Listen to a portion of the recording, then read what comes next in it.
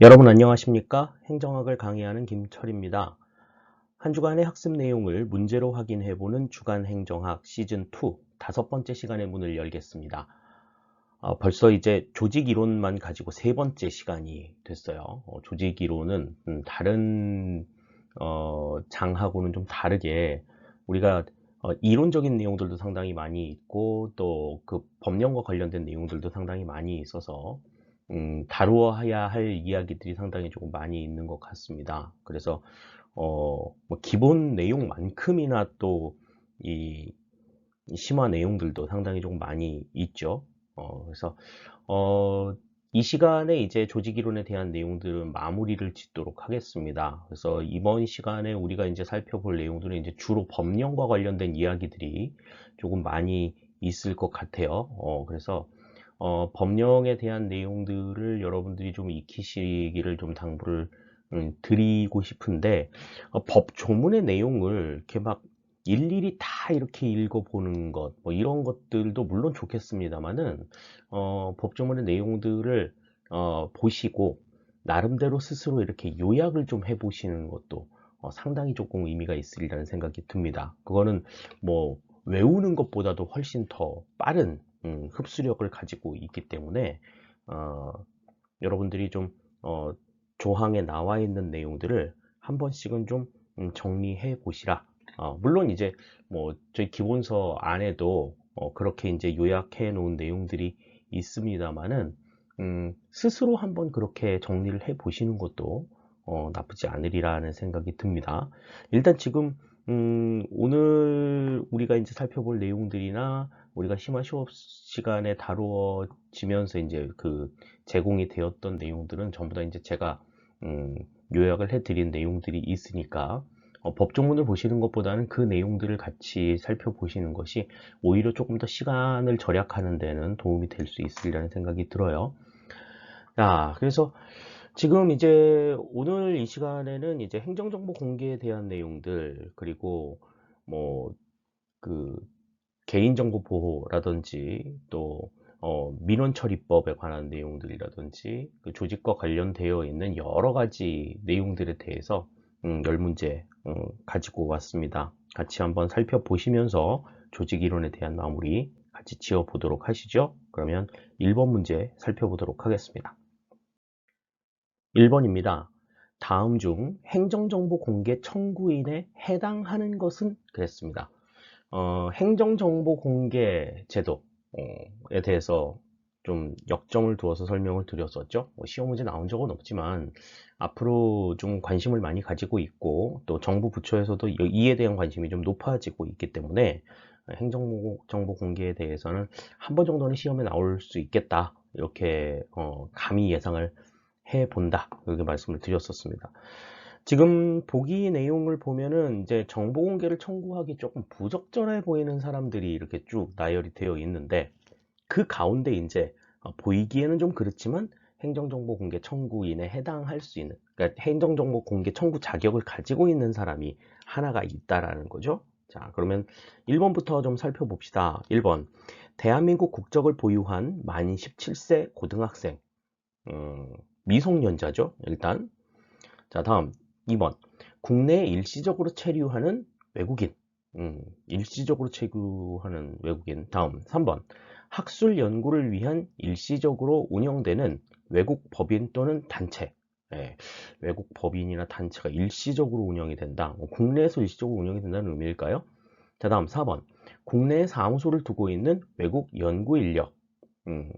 뭐 1번을 제외하고 나머지는 전부 다 이제 외국인이나 또 뭐 외국 단체 뭐 이렇게 지금 규정이 되어 있네요.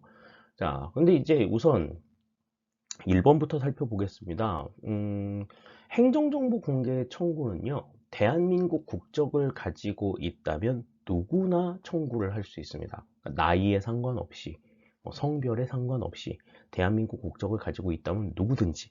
만약에 그 청구인이 스스로 정보 공개를 청구할 수 있는 상황이 아니다. 뭐 예를 들어서 너무 어리다든지 또 뭐 여러 가지 상황으로 인해 가지고 이 청구서를 작성할 수 없는 그런 상황이라고 하면 제3자를 통해서도 정보 공개를 청구할 수 있습니다.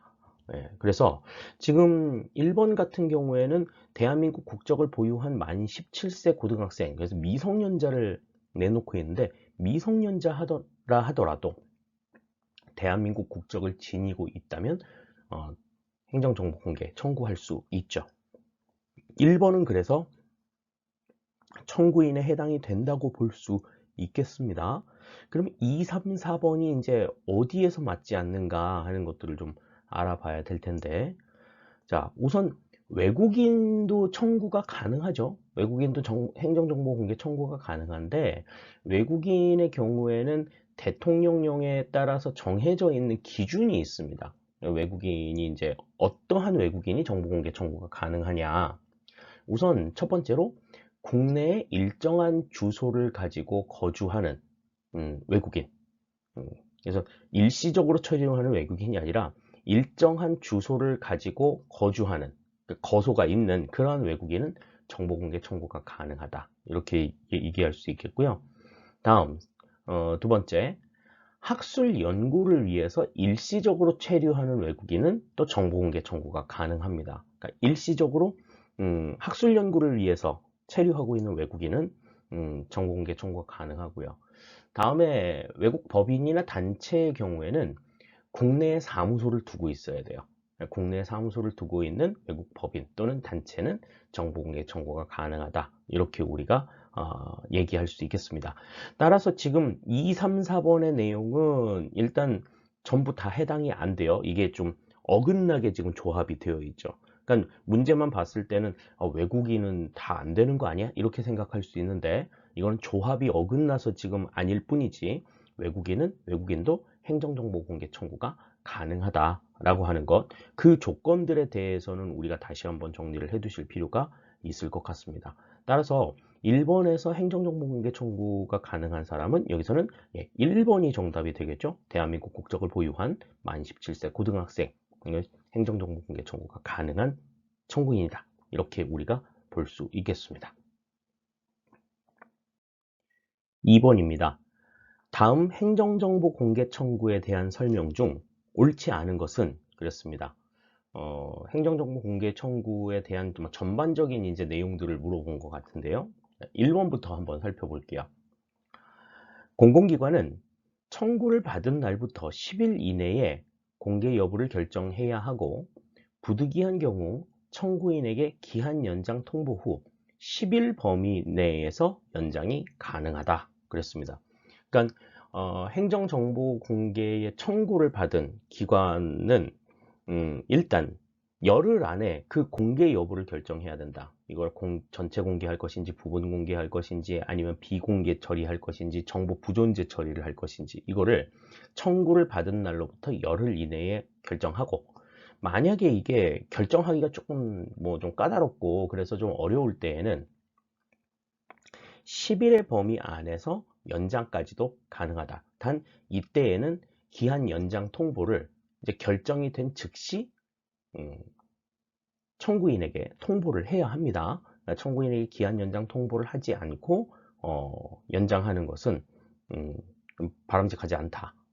이렇게 우리가 얘기할 수 있을 것 같아요. 자, 그러니까 1번은 여기서는 옳은 얘기가 되겠습니다. 맞는 얘기가 되겠고요. 다음 2번. 정보공개 청구를 받은 공공기관은 청구인에게 접수증을 교부하되 청구 정보를 당일 공개가 가능할 것으로 판단될 경우 접수증 교부를 생략할 수 있다. 그랬습니다. 이 정보공개 청구를 하게 되면, 우리 그 정보공개 시스템에서 정보공개 청구를 하게 되면은 접수증이 나오죠. 접수증이 나오는데, 이 접수증이 나오는 거는 신청 딱 하자마자 바로 나오게 되어 있어요.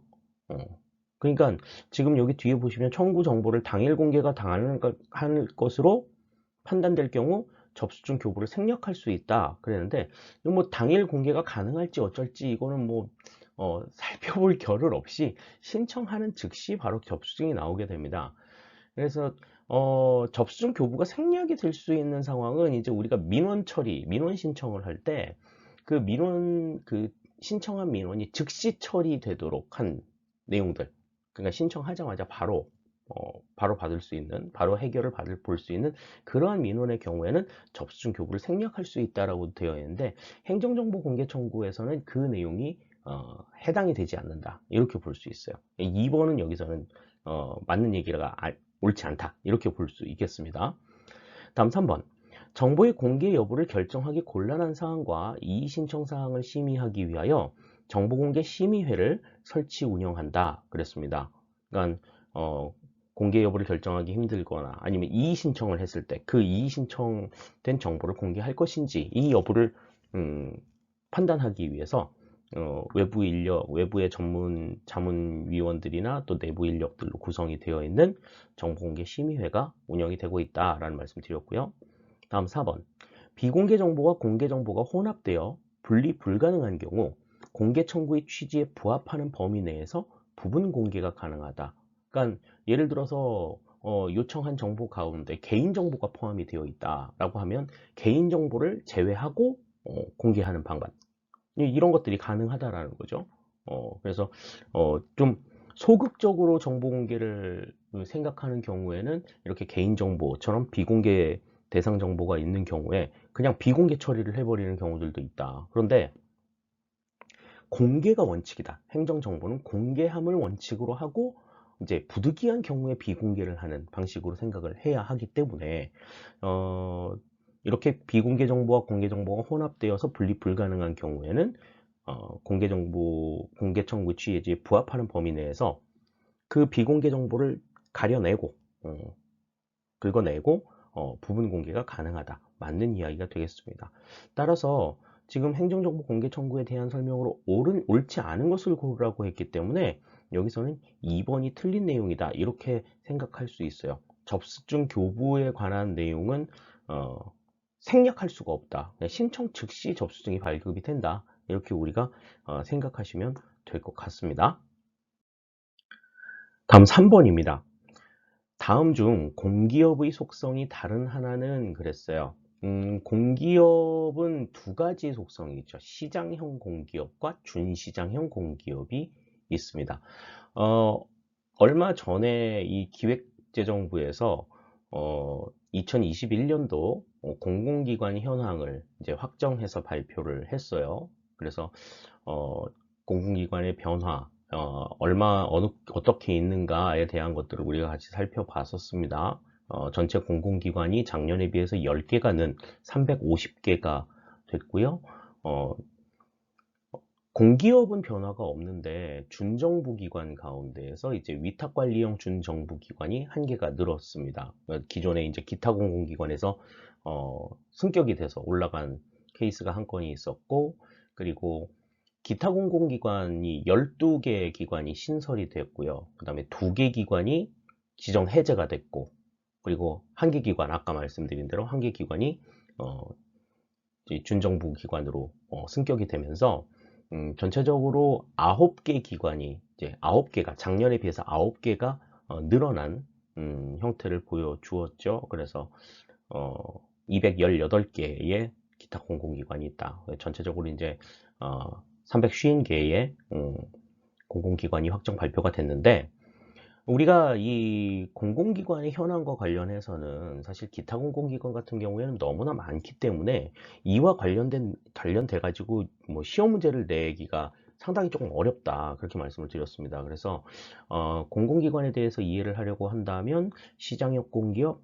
준시장형 공기업, 그 다음에 기금관리형 준정부기관, 이 3개의 항목 정도는 우리가 좀 기억을 해두자 라고 말씀을 드렸죠.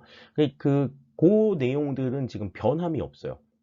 작년하고 변함이 없이 똑같이 지금 유지가 되어 있기 때문에 이 부분만큼은 좀 정리를 해두자라고 기본 시간에서부터 강조를 드린 바가 있는데, 지금 공기업의 속성이 다른 하나를 보겠습니다. 공기업 같은 경우에는 이제 시장형 공기업과 준시장형 공기업 두 가지가 있는데, 1번부터 보시죠.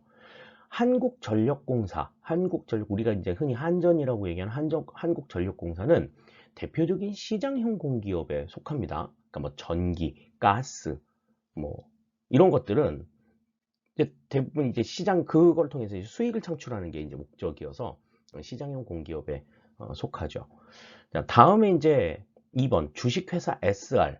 우리 그 수서역에서 출발하는 SRT를 운영하는 이제 코레일의 자회사죠. 주식회사 SR 같은 경우에는 준시장형 공기업에 속합니다. 그러니까 1번하고 2번이 지금 서로 좀 다르죠. 1번이 답이 아니면 이제 2번이 답이 될 가능성이 높습니다. 자, 다음 3번. 한국조폐공사. 한국조폐공사는 역시 준시장형 공기업에 속합니다. 준시장형 공기업에 속하고, 다음 4번의 한국마사회 역시도 준시장형 공기업에 속해요. 따라서 지금 1번의 한국전력공사를 제외한 나머지 주식회사 SR, 한국조폐공사, 한국마사회는 준시장형 공기업에 속하고 한국전력공사만 시장형 공기업에 속하기 때문에 공기업의 속성이 다른 하나는 1번의 한국전력공사가 된다. 이렇게 우리가 확인할 수 있겠습니다. 다음 4번입니다.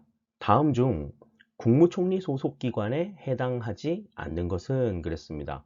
우리가 그 정부 조직에 대해서 이렇게 살펴보면서요. 정부 조직법을 살펴보면서 대통령 소속 기관과 그다음에 국무총리 소속 기관 이렇게 이제 구분을 해가지고 좀 살펴봤어요. 정부 조직법에 이제 그 내용들이 좀 명시가 되어 있습니다. 그래서 지금 여기서 이제 국무총리 소속 기관을 지금 국무총리 소속 기관에 해당하지 않는 것을 물어봤는데 국무총리 소속 기관은 일단 7개 정도 봤었죠. 국무조정실, 그 다음 국무총리 비서실, 그 다음 국가보훈처, 인사혁신처, 법제처, 그 다음에 식품의약품안전처 6가지네요. 7개가 아니라 그렇게 이제 살펴봤는데 자 그럼 거기에 해당하지 않는 걸 지금 골라라 그랬습니다. 1번 국가보훈처는 국무총리 소속기관이 맞고요. 2번 국가정보원은 대통령 소속기관이죠. 대통령 소속기관에 해당하기 때문에 국가정보원은 국무총리 소속기관이라고 볼 수가 없고 다음 3번 식품의약품안전처는 국무총리 소속기관이 맞습니다. 인사혁신처도 마찬가지죠. 국무총리 소속기관에 해당이 돼요. 따라서 지금 국무총리 소속기관에 해당하지 않는 것은 2번의 국가정보원이 답이다. 국가정보원은 대통령 소속기관이다. 그럼 대통령 소속기관에 해당이 되는 것을 좀 살펴보면 이제 국가정보원을 비롯해서 이제 대통령 비서실, 국가안보실, 그리고 대통령 경호처. 특히 이 대통령 경호처 같은 경우에는 문재인 정부 출범 이후에 기존의 대통령 경호실을 경호처로 승격을 한 형태로 존재하고 있다라고 하는 것 강조를 드렸었습니다. 대통령 소속기관과 국무총리 소속기관 구분을 좀 잘 해두시면 좋을 것 같아요. 4번의 정답 2번이 되겠습니다. 5번입니다. 다음 민원 중 문서 외에 구술 또는 전화로 신청이 가능한 것은 그랬습니다. 민원은 5가지 종류가 있었죠. 우리가 살펴봤을 때 법정민원, 질의민원, 건의민원, 고충민원, 그리고 기타 민원 이렇게 이제 5가지가 있었습니다. 근데 이제 이 민원들은 가급적 대부분 이제 문서로 신청하는 것, 그러니까 전자문서를 포함한 문서로 신청이 가능하다라고 이야기를 했는데 이 중에 이제 그 구술이나 그러니까 말로 신청을 하든지 전화로 신청을 하든지 이게 가능한 민원이 있어요. 그 민원이 이제 기타 민원이 되겠습니다. 기타 민원이라고 하는 건 어떤 거예요? 굉장히 단순한 요청이에요. 그냥 우리 그냥 흔히 그냥 거기 핸드폰 좀 가져다 줘. 그럼 그냥 바로 그냥 가져다 줄 수 있잖아. 이런 것처럼 굉장히 뭐 어떤 노동을 필요로 하지 않는 굉장히 단순하고 간단한 민원의 경우에 민원들을 이제 우리가 기타 민원이라고 이야기를 하는데 그 기타 민원은 문서 이외의 구술 또는 전화로 신청이 가능하다라고 하는 것 생각을 해두시면 되겠어요. 그러니까 나머지 법정 민원, 그다음 질의 민원, 건의 민원, 고충 민원 이 4개의 민원들은 문서로만 가능하지 구술이나 전화로는 신청이 불가능하다라고 하는 것 기억을 해두시면 좋겠습니다. 따라서 5번의 정답은 여기서 4번이 되는 거 우리가 확인할 수 있겠네요. 6번입니다. 다음 중 개인정보 보호 원칙에 해당하지 않는 것은 그랬습니다. 개인정보 보호에 대한 원칙은 개인정보보호법에 규정이 되어 있죠. 그래서 우리가 이제 내용 살펴볼 때도 봤지만 8가지의 내용이 있었습니다. 그래서 그 내용들을 좀 같이 살펴보면 목적의 명확화 및 적법하고 정당하게 최소한도로 수집을 한다 라고 하는 게 하나의 원칙이고, 다음 두 번째, 목적 외의 용도로 활용하는 것은 금지한다 라는 내용이 있고요. 다음 세 번째, 개인정보의 정확성, 완전성 및 최신성을 보장해야 한다 라고 하는 원칙. 다음 네 번째는 개인정보의 안전한 관리가 있어야 된다 하는 것. 다음 다섯 번째, 개인정보의 공개 처리 및 정보 주체의 권리를 보장해야 한다. 여기서 정보 주체라고 하는 건 뭐였어요? 그 정보에 담겨 있는 그 주인공, 그 사람을 이제 우리가 정보 주체라고 얘기한다 그랬죠. 그리고 여섯 번째, 정보 주체의 사생활을 최대한 보장해야 된다. 사생활 침해가 최소화되어야 한다라고 하는 내용이 있었고요. 다음 일곱 번째, 가급적 이 개인정보 처리는 익명이나 가명을 통해서 이루어져야 된다. 실명 토크하면 안 된다. 실명 공개하면 안 된다. 다음 여덟 번째, 법령 준수 및 정보 주체의 신뢰를 확보하는 것이 중요하다. 뭐 이런 이야기 했었습니다. 그래서 이렇게 여덟 가지 개인정보 원칙이, 보호 원칙이 있는데 거기에 해당하지 않는 것을 고르래요. 자, 1번, 정보 주체의 사생활 침해를 최소화해야 된다. 아까 살펴봤을 여섯 번째 나와 있었습니다. 다음 두 번째, 목적 외 용도 활용 금지. 목적 외 용도 활용 금지도 해당이 있죠. 두 번째에 있었고요. 다음 3번, 실명에 의한 개인정보 처리 그랬습니다. 일곱 번째 내용 보시면 가급적 익명 또는 가명에 의해서 개인정보 처리가 이루어져야 된다라고 했기 때문에 실명에 의한 개인정보 처리는 원칙에 어긋나는 내용이다. 이렇게 볼 수 있겠고요. 다음 네 번째, 정보 주체의 권리를 보장해야 된다. 정보 주체의 권리를 보장하고 뭐 개인정보의 처리 과정을 공개로 해 나가면서 이 정보 주체의 신뢰를 확보하는 것이 개인정보 보호의 원칙이다. 이렇게 우리가 이야기를 할 수 있겠습니다. 따라서 지금 개인정보 보호 원칙에 해당하지 않는 것을 골라라 그랬으면 3번, 실명에 의한 개인정보 처리를 우리가 생각할 수 있겠어요. 개인정보 보호의 원칙부터 시작해서 지금 우리가 법령을 앞으로 살펴보는 데에 어떤 원칙이라든지 뭐 이런 것들이 계속 많이 나옵니다. 원칙에 대한 내용, 원칙 기억해두라고 얘기했었고, 그 다음에 용어, 관련 용어들 정리해 놓은 내용들, 요거 다시 한번 정리해두라고 말씀을 드렸죠. 그러니까 관련 정보, 관련 용어라든지, 그 다음에 어떤 그 관련 내용에 대한 어떤 원칙, 전자정부의 원칙, 개인정보 보호의 원칙, 이런 것들, 분명하게 조금 기억해 두자라고 말씀을 드렸습니다. 그런 부분들도 개별적으로 같이 한번 정리를 해 두시기를 바랄게요. 6번의 정답 3번이 되겠습니다. 다음 7번입니다. 다음 중 비공개 대상 정보에 해당하지 않는 것은 그랬습니다. 비공개 대상 정보에 대해서도 이제 정보공개법에 명시가 되어 있는 내용들이 한 7가지 정도 있었던 거 우리가 기억을 합니다. 그런데 이제 그렇게 가지수들이 많지만 전체적으로 봤을 때 한 4가지 정도로 요약이 될 수 있다. 그렇게 말씀을 드렸어요. 그래서 우선 첫 번째로는 국가기밀, 그 다음에 국가보안에 관련된 사항, 이건 이제 비공개 대상 정보에 해당이 될 거고, 두 번째는 이제 개인정보와 관련된 내용들, 아까 앞에 문제에서도 생각을 했었죠. 뭐 사생활 침해가 우려된다든지, 그 다음에 개인 신상과 관련된 정보들은 공개되어서는 안 된다. 이렇게 되고 있고, 다음에 이제 재판 중인 정보나, 그 다음에 이 업무의 어떤 현저한 지장을 초래할 것으로 예상이 되는 정보들, 이러한 정보들 안 되고, 또 지금 업무를 하는 데 있어서 좀 의사 결정 과정에 있거나 내부 검토 중에 있는 이러한 정보들 같은 경우에는 공개될 경우에 그 관련 업무들, 담당 업무에 지장을 초래할 수 있는 그러한 성격들이 있기 때문에 공무원들의 업무 자체에 지장을 초래할 수 있다라고 판단이 되는 정보들은 공개하지 않는 것을 원칙으로 하고 있습니다. 그리고 이제 네 번째, 이거는 이제 뭐 어쩔 수 없는 상황인 건데, 그 기관 내에서 정보가 생산이 되지 않았거나 취득이 되지 않아서 정보 자체가 없어. 기관 내에 그 정보가 없어서 이건 안 주는 게 아니고 못 주는 거죠. 그런 경우에 이제 정보 부존재 처리하도록 되어 있는데, 그러니까 그 공공기관이 정보를 제공할 수 없는 그러한 상황들은 그러니까 그렇게 크게 한 4가지 정도로 구분을 할 수 있고, 법령상에서는 또 이제 그거를 또 좀 세분화해 가지고 더 많이 지금 이야기를 하고 있어요. 자, 그러면 1번부터 살펴봅시다. 사생활의 비밀 또는 자유를 침해할 우려가 있다고 인정되는 정보. 이건 비공개 대상 정보에 들어가죠. 맞는 얘기입니다. 다음 2번. 진행 중인 재판에 관한 정보. 재판이 진행 중이고 있는 상황에 대한 내용을 이제 정보 공개를 요청을 하게 됐을 경우에는 이제 재판의 진행에 좀 장애를 초래할 뿐만 아니라 재판 결과에도 영향을 미칠 수 있다라는 점에서 진행 중인 재판에 관한 정보는 비공개 대상 정보에 해당이 됩니다. 다음 3번. 비밀이나 비공개 사항으로 규정된 정보. 그럼 뭐 국가 비밀이라든지 보안 사항이라든지 이런 것들이 이제 여기에 해당이 되는 내용이겠죠. 다음 4번.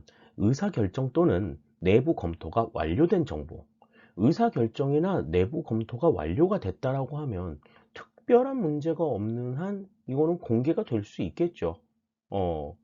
법령상에 지금 비공개 대상 정보에 들어가는 것은 의사결정 과정 중에 있거나 내부 검토 과정에 있는, 그러니까 아직 그 의사결정이나 검토가 완료가 되지 않은 정보에 대해서는 섣불리 공개해서는 안 된다라고 이야기를 하는 건데, 뭐 검토나 결정이 완료가 된 상황이면 공개 못할 이유가 없는 거죠. 그래서 지금 7번에는 4번이 비공개 대상 정보에 해당이 되지 않는다, 이렇게 우리가 볼 수 있겠습니다. 비공개 대상 정보에는 어떤 것들이 있는가 하는 것들 다시 한번 여러분들이 잘 정리해 두시면 좋을 것 같아요. 7번의 정답 4번이 되겠습니다. 8번입니다. 다음 중 전자정부법에 규정된 중앙사무관장기관에 해당하지 않는 것은, 그랬습니다. 전자정부법 제2조에 보시면 이제 관련 용어들을 이제 정의하는 과정에서 중앙사무관장기관을 구분을 해 놓고 있죠. 그래서 중앙사무관장기관을 보면은 이제 뭐 인사관장기관, 중앙인사관장기관, 우리가 그 인사행정론 기본 시간 때 정리했던 기억이 있는데 그것과 되게 비슷합니다. 흡사하게 만들어져 있다라고 하는 것 확인을 할 수가 있었어요. 그래서 국회 소속 기관 같은 경우는 국회 사무처, 법원 소속 기관 같은 경우는 법원 행정처, 그다음에 헌법재판소 관련 내용들은 헌법재판소나 뭐 그 재판소 소속기관 같은 경우에는 헌법재판소 사무처, 중앙선거관리위원회 같은 경우에 중앙선거관리위원회 사무처, 그리고 중앙행정기관이나 그다음에 소속기관, 그리고 지방자치단체 같은 경우에는 행정안전부가 중앙사무관장기관으로 지정이 되어 있습니다. 그래서 그 내용들 한번 쭉 살펴보시는 것도 상당히 좋아요. 자, 1번부터 보시면 국회 사무처, 국회 소속기관의 중앙사무관장기관이고, 다음 두 번째 인사혁신처. 인사혁신처는 중앙사무관장기관이 아니죠. 인사관장기관에는 들어가는데 중앙사무관장기관에는 들어가지가 않습니다. 다음 법원행정처는 법원 소속기관의 중앙사무관장기관이고, 다음 4번 행정안전부는 중앙행정기관 및 그 소속기관, 그리고 지방자치단체의 중앙사무관장기관이다, 이렇게 지정이 되어 있죠. 따라서 중앙사무관장기관에 해당이 되지 않는 것은 여기서는 인사혁신처 2번이 정답이 되겠습니다. 관련된 그 법령의 내용들 다시 한번 뭐 살펴보시는 것도 좋을 거고요. 특히 이제 인사관장기관, 중앙인사관장기관하고 혼동하지 않도록 여러분들 각별히 조금 유의를 해주시기를 바랄게요. 9번입니다. 다음 보기 설명에 해당하는 것은, 그랬습니다. 자, 보기 내용 한번 볼게요.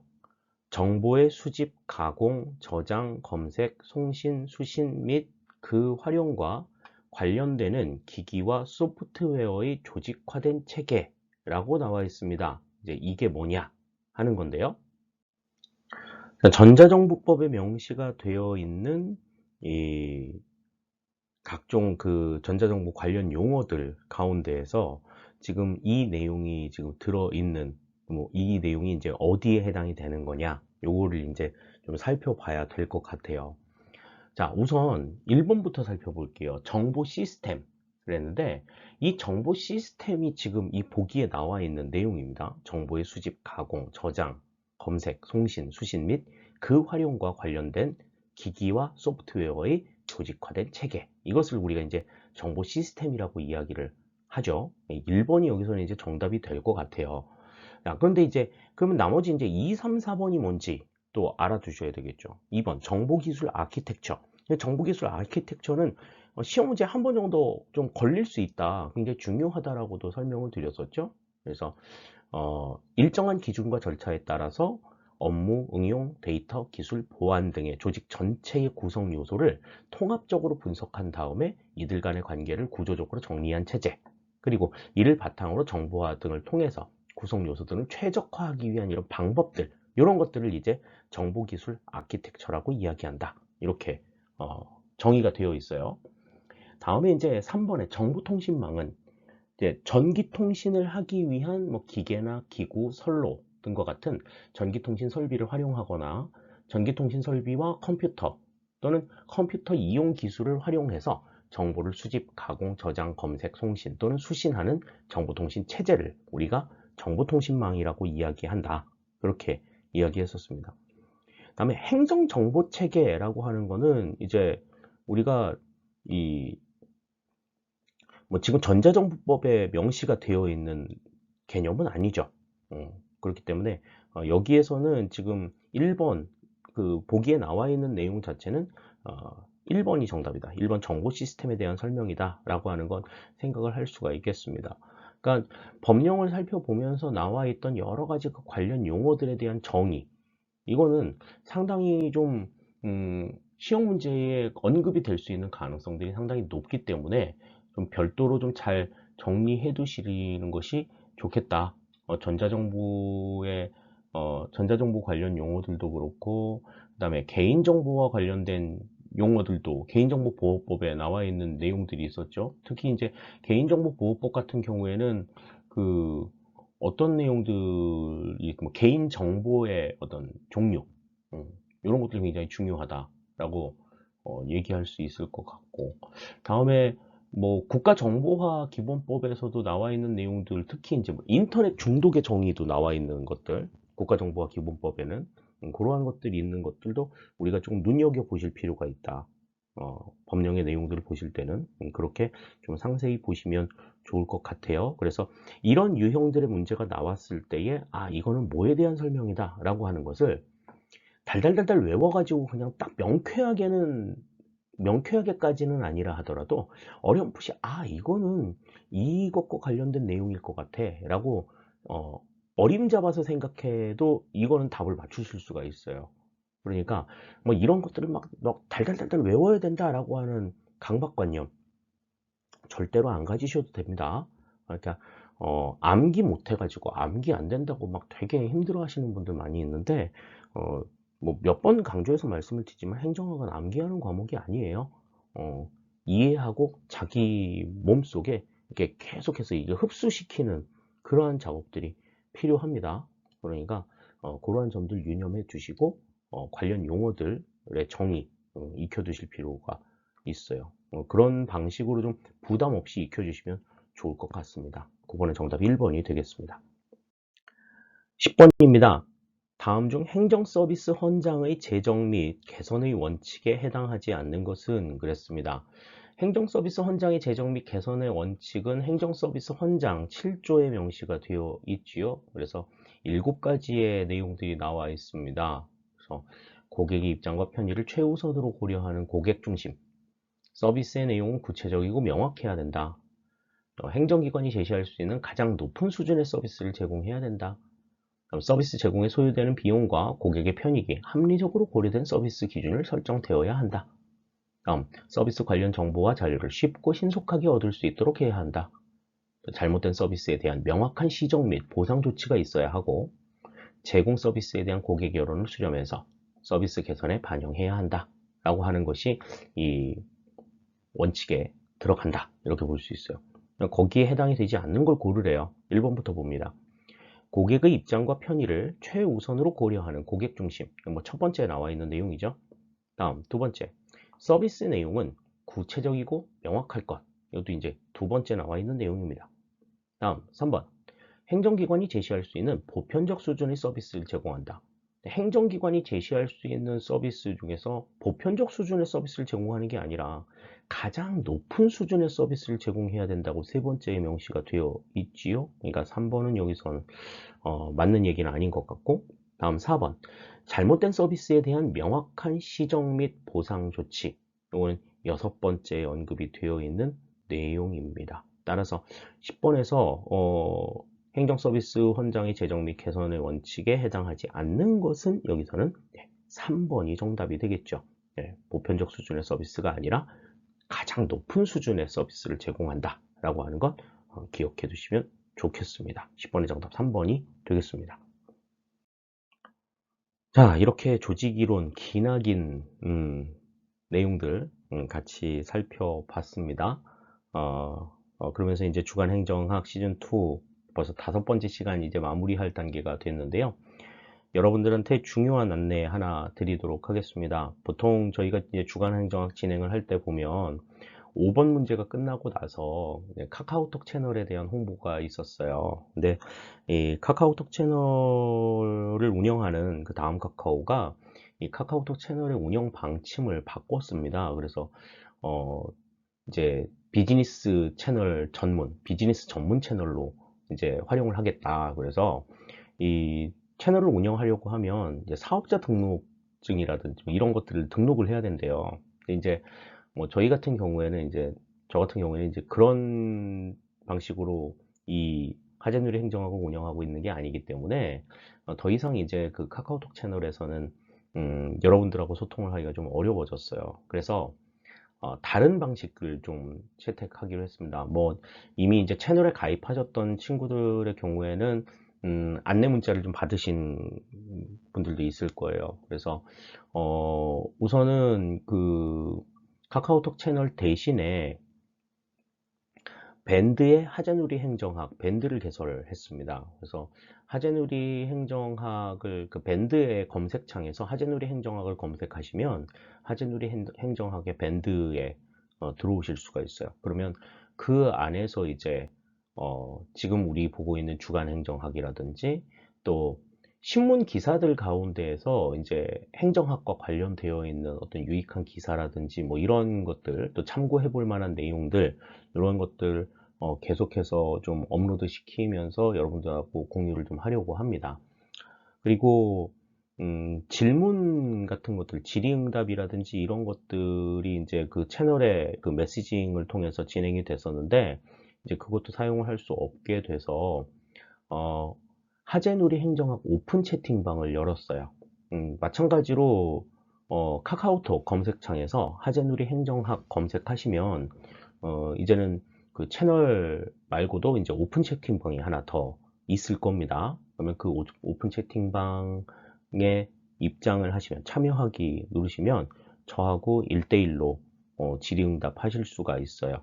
그래서 보다 조금 더 뭐 빠르게 소통을 하실 수 있을 거라는 기대를 갖습니다. 그래서 좀 갑작스럽게 이제 이렇게 좀 변동이 된 것에 대해서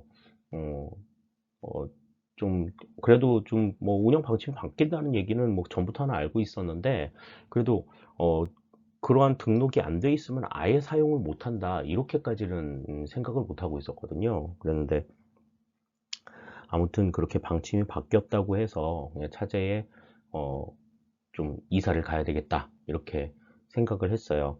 그래서 본의 아니게 여러분들에게 그 소통할 수 있는 창구가 변경이 되었다라고 하는 것을 알려드리겠습니다.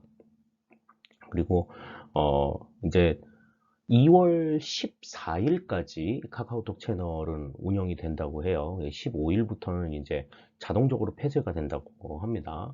그래서 지금 우리가 그 카카오톡 채널에 업로드가 되어 있었던 그 주간 행정학의 모든 자료들 전부 다 지금 밴드로 이전을 해 놓은 상태예요.